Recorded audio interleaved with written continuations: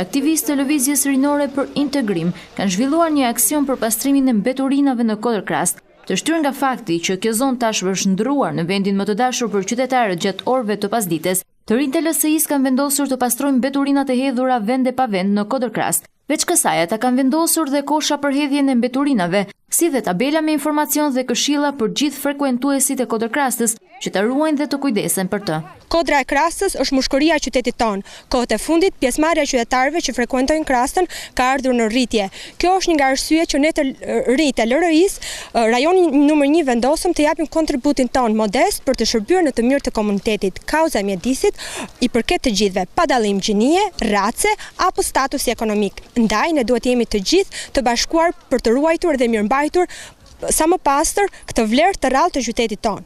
Mjedisi është një faktor kyç që ndikon drejt për drejt në cilësinë dhe gjatësinë e jetës tonë. Ndaj, kujdesi për mjedisin është kujdesi ndaj vetes. Dhe kush më mirë se ne të rinjtë mund të shërbejmë për mjedisin. Energjia, kreativiteti dhe dëshira për të ardhur në ndihmë komunitetit është motoja jonë. Sot ne të rinjtë e rajonit 1 vendosëm të kalojmë një mbasditë ndryshe, duke shërbyer komunitetit. Aktiviteti ynë konsiston në vendosjen e disa koshave për hedhjen e mbeturinave dhe vendosjen e disa tabelave sensibilizuese.